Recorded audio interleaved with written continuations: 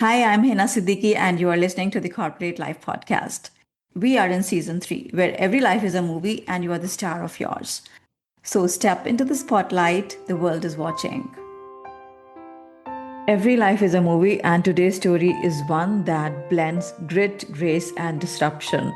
My guest, Nirupama Vyas, began her journey in uniform, standing tall as a cop, where toughness and discipline were non negotiable. But she didn't stop there. She stepped into an even braver role, redefining what strength means for women in business. As the founder of FemmeForward Consulting and a TEDx speaker, Nirupama is an Iron Lady, but not in the way the world usually defines it. She's showing Indian women that strength can be soft, that power can flow in rhythm, and the feminine essence is not a weakness, but the ultimate edge.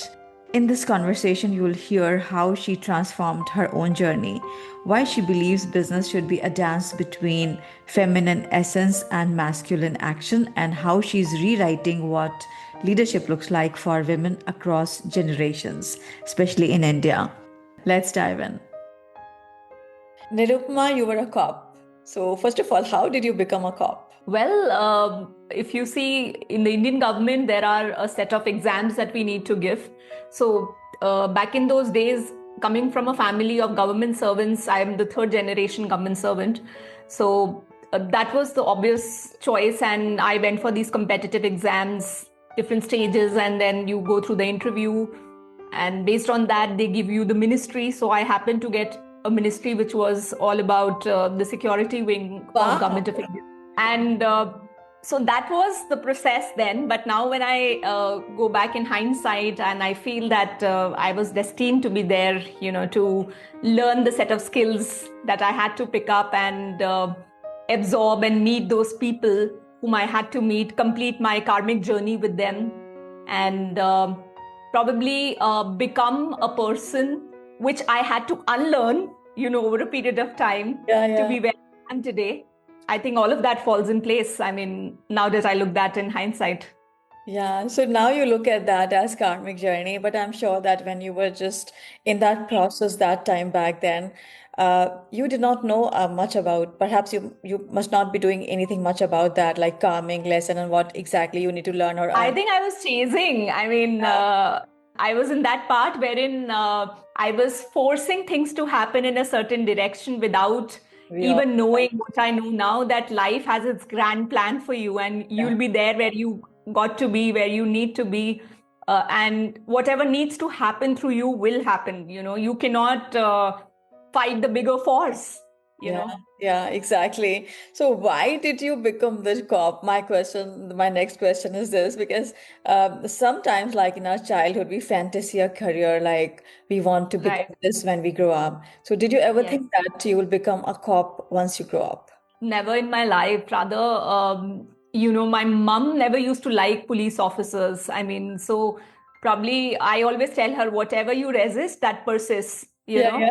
So, so yeah, I think it was by sheer luck, Yeah. or I would not say luck, but I landed up at a place where I had to. And I've always felt that, we all are chasing something what we don't have.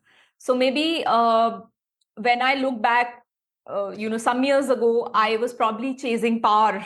And I felt that, the moment I get that kind of a power, it's going to complete me and it's going to make me reach that place. Yeah.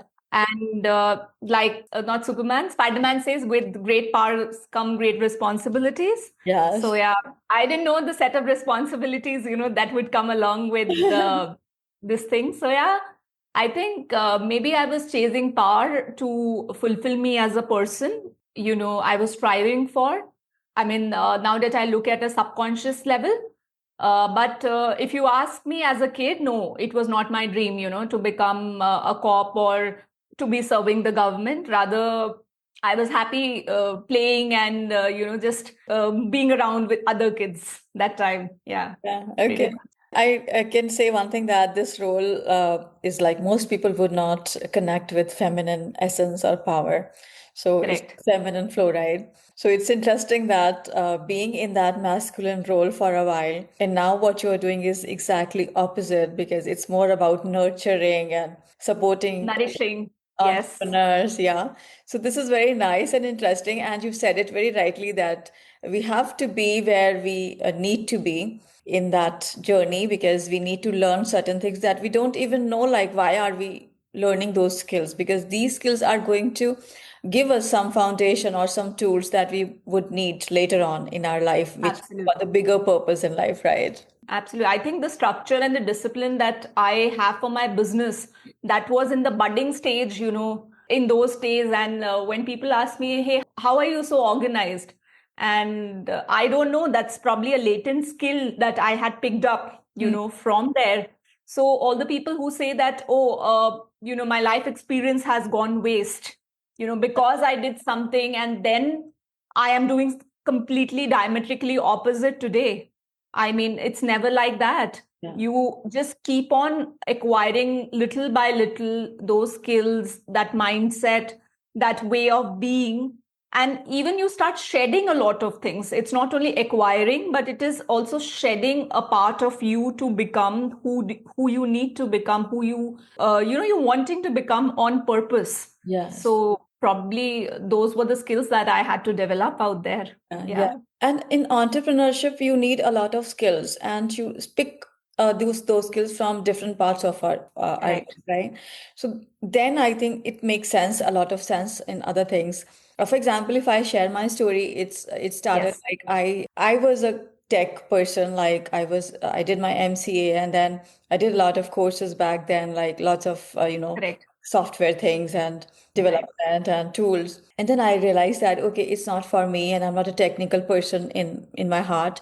So let's do something that relates with people and life. So then I did marketing. I did my marketing management, and then I started marketing in the IT organizations because then I had a combination of two because Experience. I knew how Yes. what IT industry works like, does it work like, and then the marketing skills just came in, that the different set of tools that came into my toolbox. And then I was working as French and translator interpreter because at one point in time I thought that okay, I love languages, so why not do that? So Right. so then after coming back from France, like I was going to a French school there, and then I took up a job in French company called Bureau Veritas. Got It's a good one. And then I was doing in French. And when I left my job, people said that, "What are you doing with French? What are you doing with this thing? Like you just wasted all of right. that, you know." Right. And I realized that I knew that everything is just coming, to help me out in my next journey. Right. So this is so Absolutely. important that we pick up those tools in our different parts, in different areas of our life and different phases in our life, which we use in the right times. Absolutely. And from my lens, I think you picked up a lot of adaptability, moving Yeah. from one place to another, one domain to other. And at the same time, your technical part, which is a less people centric, I mean, because most of the times we are into coding and things like that.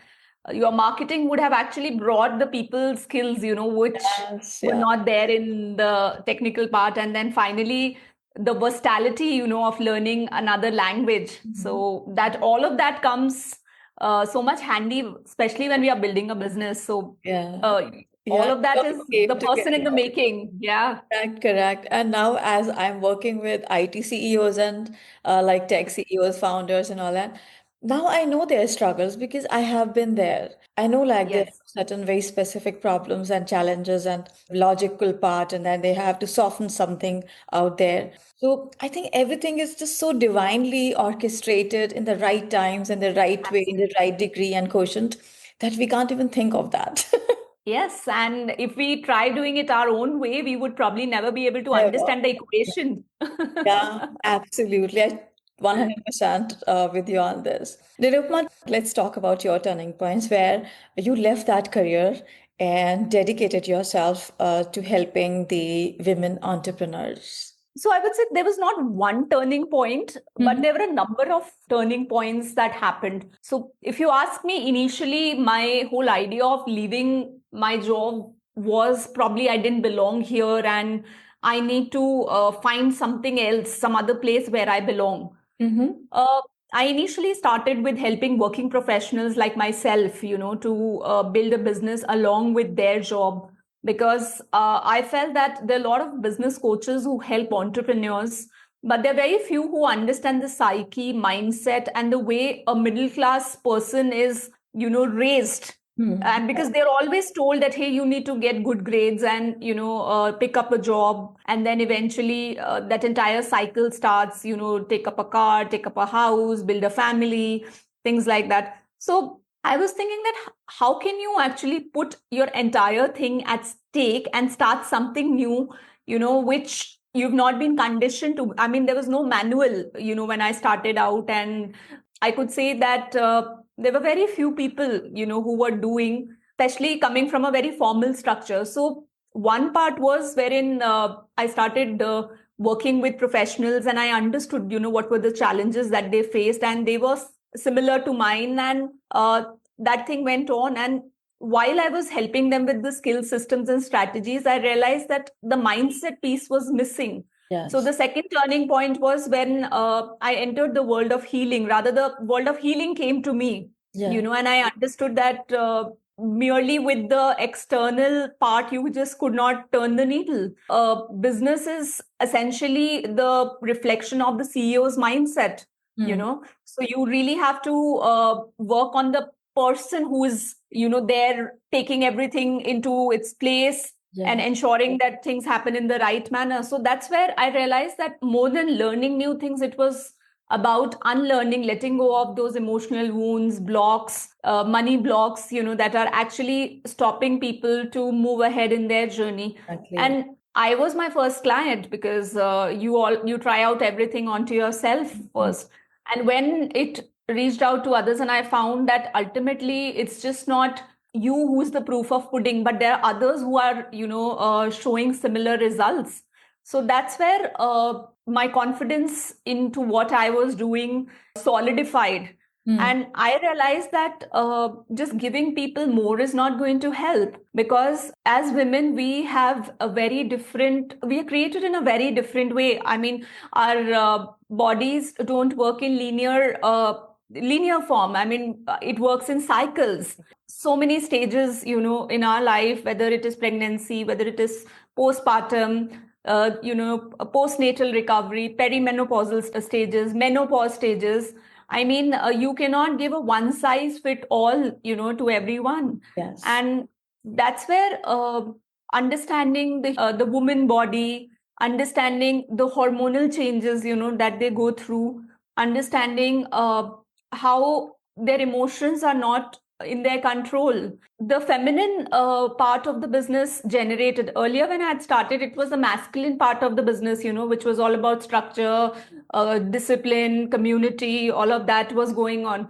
But I realized that in order to build this business, I had to myself break those structures, break that sort of a discipline. Because now, if I ask a mother who has just delivered to, get into that discipline mode, she'll be like, what are you talking about? My sleep is not in my hand. Yeah. So that's where you could call this probably the third turning point, wherein those structures that had been created, all those were broken. And now it was like, okay, you create from a place of flow, It's been a series of, events or series of experiences with my clients and my own body, and the way I've seen things move over a period of time that has shaped my work, the way it has been pretty much. Beautiful. And you explained it so beautifully that women are different creatures, right? We don't have to be like men, because I'm not saying that who's better or who's worse. It's just that we are different, right? We have, Correct. as women, we have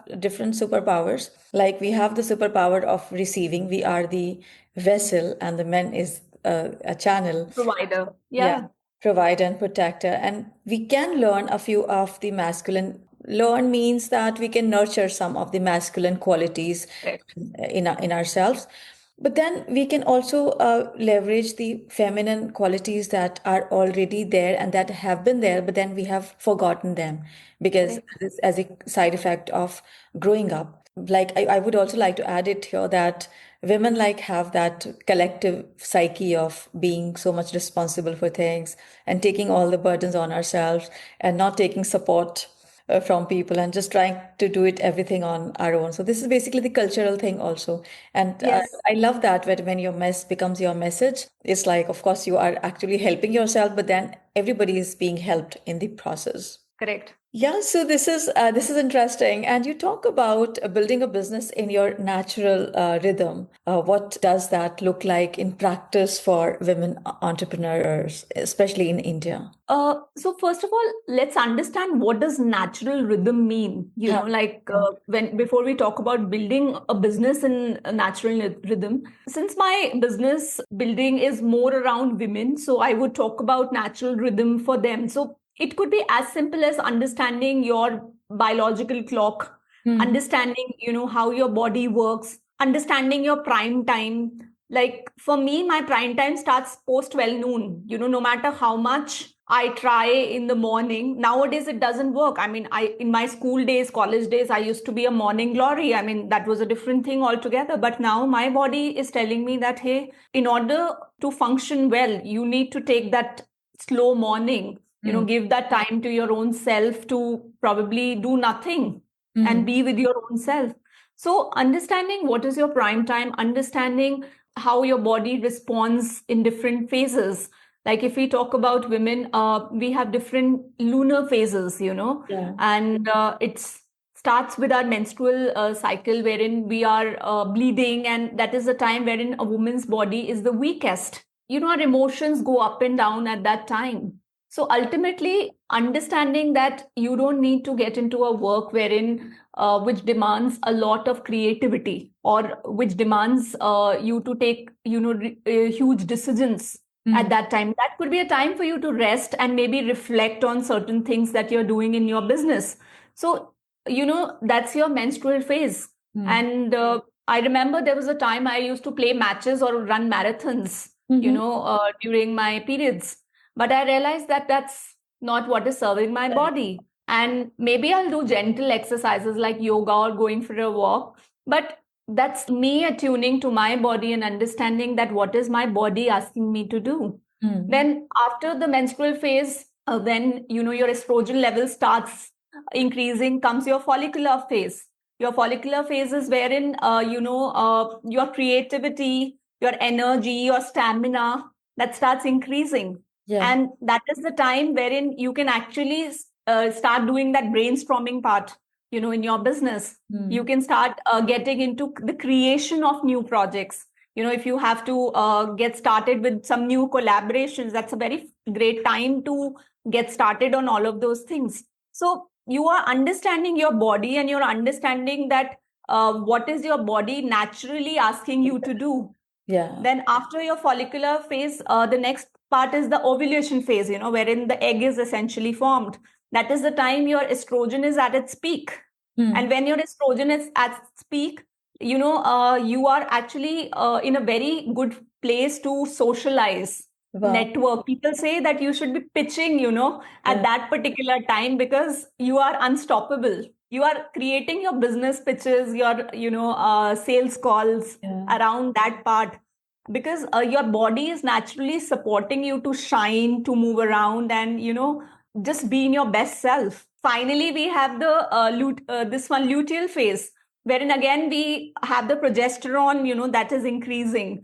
Hmm. So this is the period you are actually getting into those PMS symptoms, wherein again your emotions are going up and down. So this is again not a time for you to get started with anything new, but rather whatever you've started, say in your this one follicular phase, this is the time for you to start completing those things, for Hmm. you to organize a few things here and there, maybe edit a few things, add, subtract certain things. So, I mean, the more you understand the biology, you understand that, oh, I can just create my business in such a beautiful way, the way my body is supporting it.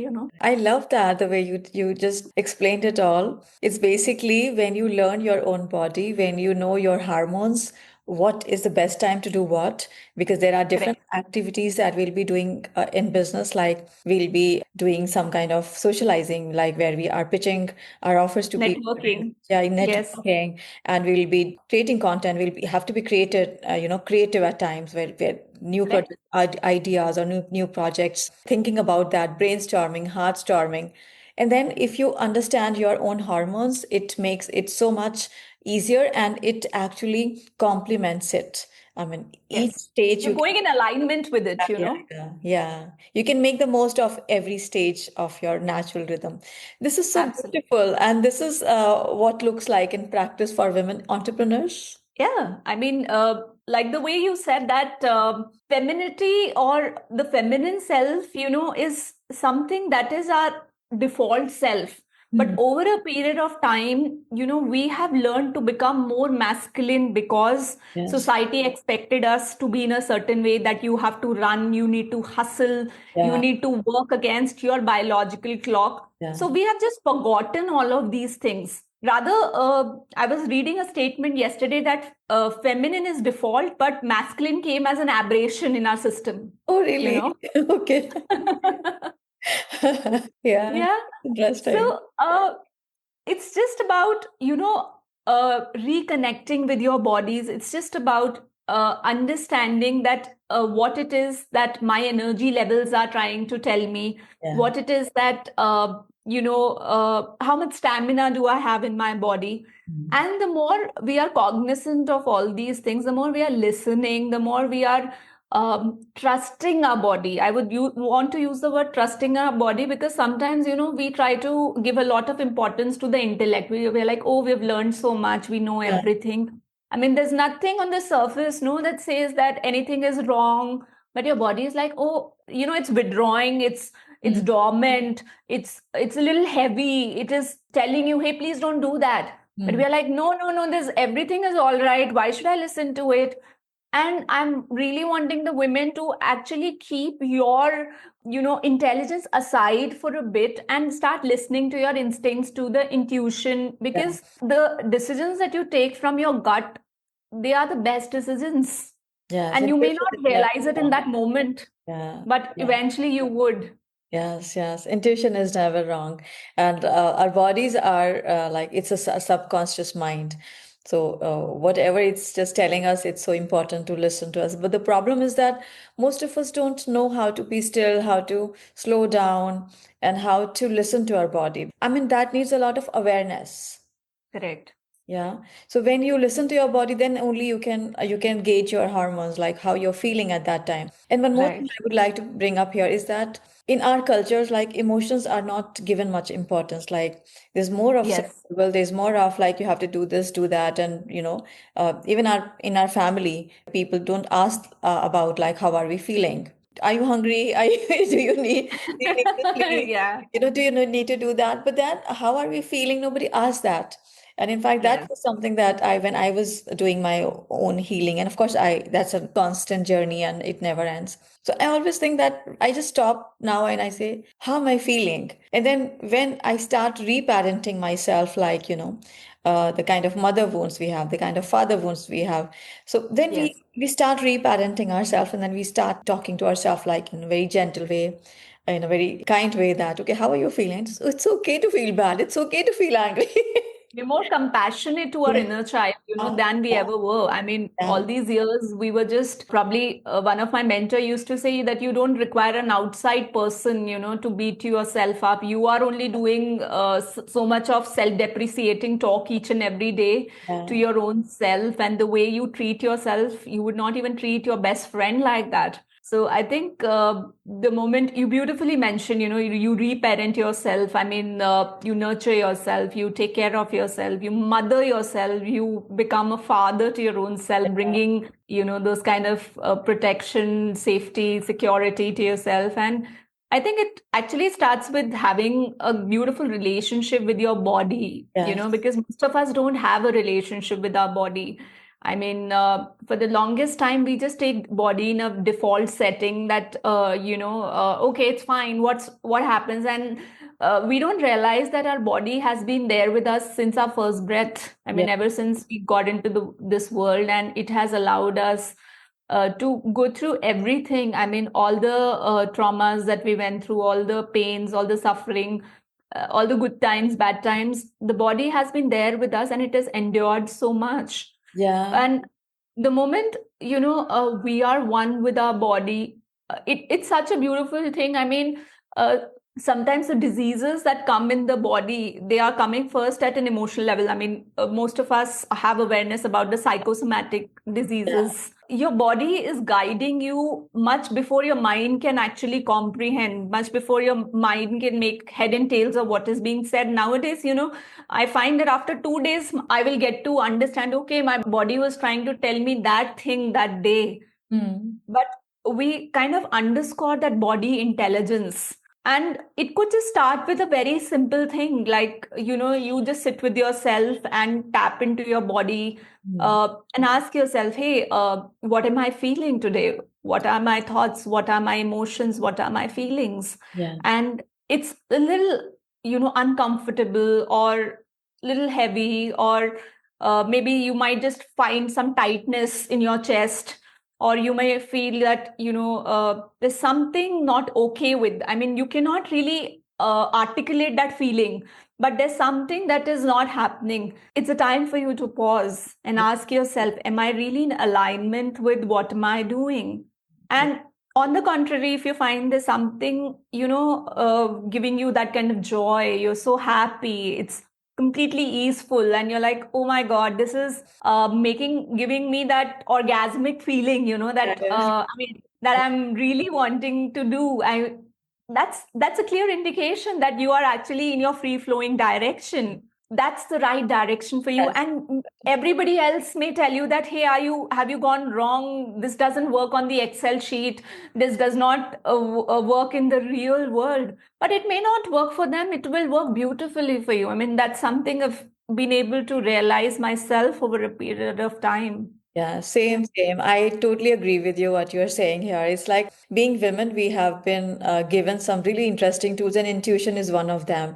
And that Yes. intuition, like when we follow that and we just learn to listen to that, we nurture that, then our results, like, not just in business, but in our personal lives, like when we give that kind of self-love to ourselves, everything changes. And I think in the last 3 years, my progress has been like really, really expanded and immense. And I see that I have made the most progress in these last 3 years. And the reason is just that I began to learn to learn about myself, about my body, listen to that and give myself the kind of things that I want. Like maybe sometimes dancing is just fine. Just play some music and dance a little and just sing along and just put on some music where it's not about the business activity, but again, it would support the business activity, because the happier I am, the happier my business will feel. And that is, Absolutely. I treat my business like a person, so Business is an exactly. individual. Business has energy of its own, Yes, and yes. we are the source providing that kind of energy to the business. So Yeah, ultimately, it's yeah. interconnected. Yeah. So it's beautiful what you're saying, and I totally, totally resonate with that.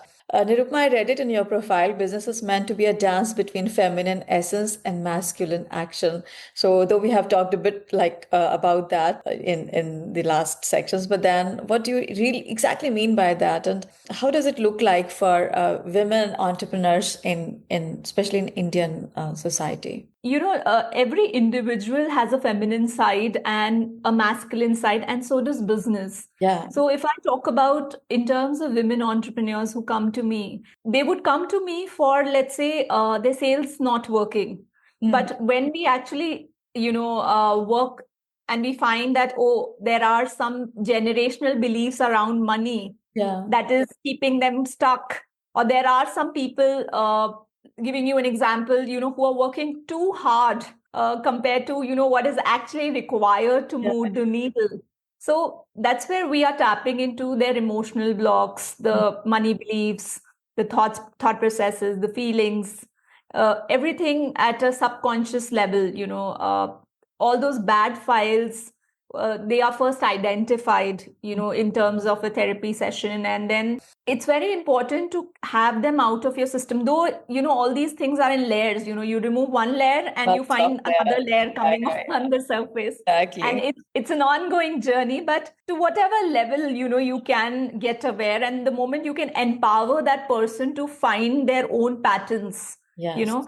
that really helps a person in getting into that flow state, wherein there isn't anything done to prove to anyone, or let's say to gain acceptance, acknowledgement, approval, all of those things. Because any work that is done with regard to these things, it's definitely draining your energy, and it is acting like an energy leak into your system. Yeah. So that's a part of the feminine flow, which is essentially having your mindset, your thoughts, your feelings, your emotions into alignment. The moment you have done this part, there are certain practical aspects or tangible things that you need to do as a part of your business, which could be your marketing endeavors, your sales strategies that you need to take on, some operational things after you've gotten clients. So those are the parts of the skill systems and strategies, which you need to take on, like maybe like the way you gave the example of creating a piece of content. Now I may want to learn how to use AI, to be able to do my R&D and give the best piece of content to my audience. So that is a part of your masculine action. Yeah. Because the moment you're integrating your feminine flow and connecting that whatever are the deliverables, or whatever needs to be done to get the business growing is coming to me, so let me use the word growing. So all of those things need to come in context together. And once the feminine and the masculine side are together, the yin and yang, you just flow in that. Yeah, yeah. This is so important. And most of us, we all have to, and then most of us don't know how to leverage the other. For example, men have to need to learn a lot from women in terms of intuition receiving. And then women need to learn a bit of, like, first of all, their own feminine powers, because I think Absolutely. they have forgotten it. Iron Lady, who gave you this name, Nirupma? Who gave me this name?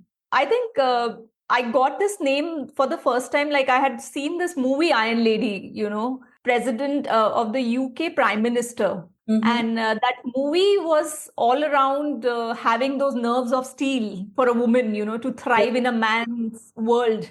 Yeah. So I think that was the name, that came at that point of time. And then I realized that a lot of people had saved my name, as Nirupama Iron Lady. Yeah. So it was this funny story, that just came up, and, it came out in that manner. It's interesting, and it's very inspiring also. Like, I think all of us women, like, we can take that tag, like, okay, we are. Absolutely. I mean, it started from Margaret Thatcher, and now, I think we all have embodied it. I think it's more about embodying it rather than just having that title, Yeah, yeah. Yes. Right, that identity. Yes. Do you think that business world is finally ready to accept feminine leadership styles as equal, or do we still have a long way to go? I think a lot has changed post-pandemic, because earlier the leadership style was more about command and control and, a top-down approach. But I think post-pandemic, a lot of people have been more empathetic when it comes to the feminine qualities, in terms of really asking the well-being of their people, essentially, how are they feeling? Are they okay? Is everything okay on their family front? Vulnerability is something, that people are more conscious about. It was not like back in the days, people were like, oh, don't really show your weaker side. What will the other person say? But nowadays, I think people have been more vocal about, how they are feeling. And Women, yeah. yes, and I have seen a lot of my team members, and they do tell me that, hey, I'm in my periods today, these days, so I will not be able to function, and people tell that very clearly. Yeah. And even the men around, they are able to accept that thing, that yes, it's happening with their wives, it's happening with their daughters. So I think they've been very sensitive and considerate. I mean, in that direction, of course, there might be many more things, but we have actually started in that direction wherein people are more accommodative about the flexibility, that women require. And there are certain phases, wherein they will undergo hormonal changes, which are definitely not in their hand. They will be, crumbling down for no reason. A lot of people, I think, have become more accommodative. So I choose to look at that direction, because while there may be a lot of naysayers and who may take their own time, but I would trust the divine time for them to, really get an understanding and hang off what are the things happening. A Very lot has changed. Yeah, a lot has changed. Also, more change can come when we, as women, start trusting our own leadership first. Yeah, Because when we absolutely. put men on a pedestal just because for their leadership styles, because we learn this from our childhood that men or women are Right. like men are, From Mars and women are from Venus. yeah. Yeah.